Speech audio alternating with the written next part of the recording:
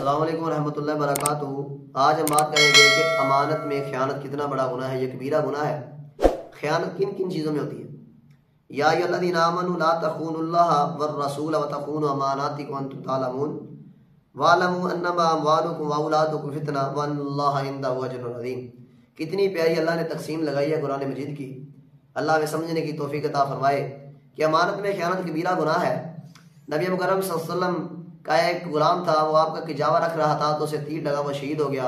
صحابہ نے کہا کتنا خوش نصیب ہے کہ جنت میں گیا ہے، پیارے پیغمبر کی خدمت کرتا ہوا شہید ہوا۔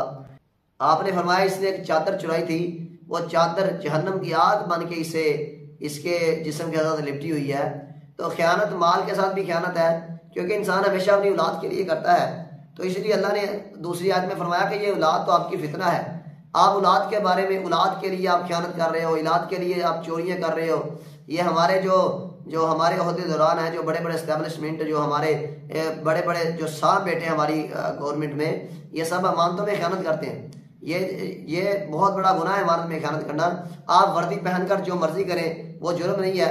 اگر ہم جیسا عام انسان اگر جرم کر لے، گناہ کر لے تو وہ جرم ہے۔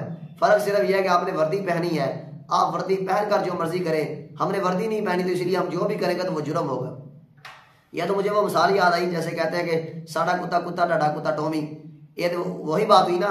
تو آپ خیانت جو ہے وہ مال کی خیانت ہو، وہ لوگوں کی باتوں کی خیانت ہو، وہ آنکھوں کی خیانت ہو، وہ کانوں کی خیانت ہو۔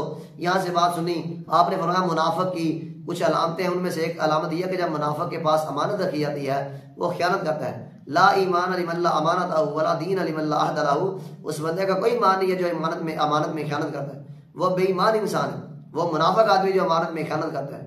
اور اس بندے کا کوئی دین نہیں ہے، کوئی دین نہیں ہے جو وعدے کو پورا نہیں کرتا۔ تو اس لیے امانت میں خیانت کرنا ایک بہت بڑا گناہ ہے۔ جو وہ امانت میں خیانت کرے گا قیامت والے دن وہ لے کر آئے گا جو اس نے چیز چرائی ہوگی۔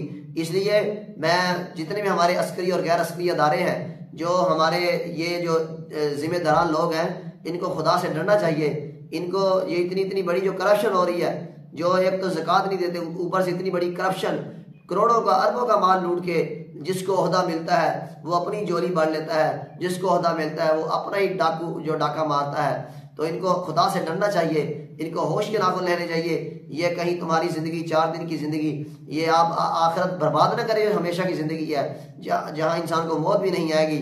تو اللہ فرماتا ہے کہ یہ مال اور اولاد یہ تو بہت بڑا فتنہ ہے، اللہ کے پاس تو بہت بڑا اجر ہے۔ اس لیے آج امانت داری کے ساتھ آپ اپنی ڈیوٹی پوری کریں، وہ پولیس ہو، وہ فوج ہو، وہ سرکاری ادارے اسکول ہو، وہ کوئی بھی ڈپارٹمنٹ ہو، وہ غیر سرکاری ہو۔ تو اس لیے ان لوگوں کو اللہ سے ڈرنا چاہیے، ان لوگوں کو خدا کا خوف کرنا چاہیے۔ یہ امانت میں خیانت، لوگوں کی باتیں سن کے آگے کرنا، یہ بھی امانت میں خیانت۔ کسی نے آپ سے راز کی بات کی، وہ آپ نے آگے بتا دی، امانت میں خیانت۔ تو کسی کی آپ نے کوئی چیز دیکھی ہے، کوئی کسی کی برائی دیکھی ہے، پردہ ڈالنے کی بجائے آپ نے آگے پھیلا دی، آپ نے کہا کہ میں نے بھی دیکھا، یہ بھی امانت میں خیانت۔ تو یہ چیزیں انسان کو جہنم میں لے کے جا سکتی ہیں۔ اللہ تعالیٰ مسلمانوں کو ہدایت نصیب فرمائے۔